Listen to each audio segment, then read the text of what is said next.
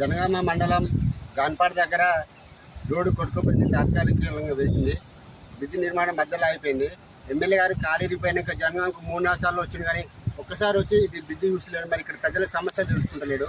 మరి ఎమ్మెల్యే గెలిచేందుకు నువ్వు నాకు అధికారం, నా పార్టీ అధికారంలో లేదన్నాడు. మరి వచ్చి ఒకసారి ప్రజల పక్షాన్ని వచ్చి ఒకసారి దీన్ని పరిశీలించి ప్రభుత్వం చెప్పొచ్చు కదా.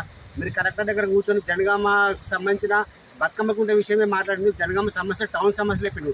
మీరు జనగామకి ఎమ్మెల్యేనా, జనగామ నియోజకవర్గానికి ఎమ్మెల్యేనా, అట్లా ఓన్లీ మున్సిపాలిటీకి ఎమ్మెల్యేనా అని నేను ప్రశ్నిస్తున్నా.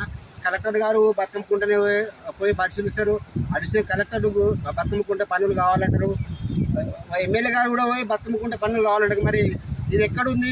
ఇది జనగామలో లేదా అని అడుగుతున్నా. ఈ గాన్పాడు అంతనా, చిడికోడులు అంతనా, ఈ జనగామ నియోజకవర్గంలో లేవని నేను ప్రశ్నిస్తూ, వెంటనే ఎమ్మెల్యే గారు వచ్చి ఇక్కడ చూసి ప్రజల సమస్యలు తెలుసుకోవాలని కూడా నేను కోరుకుంటున్నాం.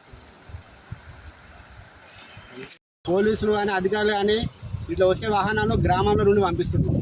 అక్కడ కూడా చిన్న బ్రిడ్జ్ ఉంది, అట్లా ఆ బ్రిడ్జ్ కూడా డ్యామేజ్ అయిపోయింది. అది డ్యామేజ్ అయిందని చెప్పి తరుగుపులకు పోయే బస్సులు పోతలేవు. జనగామ నుండి తరుగుపులో పోయేటోళ్ళు అందరూ ఆటోలల్లో, జీపులల్లో, లారీలలో, కార్లలో పోతున్నారు.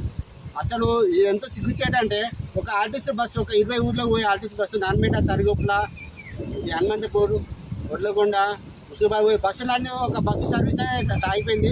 మీకేమైనా సిగ్గుచరం ఉందని నేను అందరినీ ప్రశ్నిస్తున్నా. ఇప్పటికన్నా బస్సు సౌకర్యం అందరికీ ప్రజలకు అందాలి, రవాణా సౌకర్యం అందాలి. ఎందుకంటే అందరూ పన్నులు కడుతున్నారు. అట్లా అందరం ఓట్లు వేసినాం. మీకు చేత కాకుండా మీరు రాజీనామా చేయండి. అధికారులు కూడా మీరు ఇక్కడికే ట్రాన్స్ఫర్ పెట్టుకోండి. కలెక్టర్ గారు కూడా అందరూ కూడా నేను చెప్తున్నా, హెచ్చరిస్తున్నాను.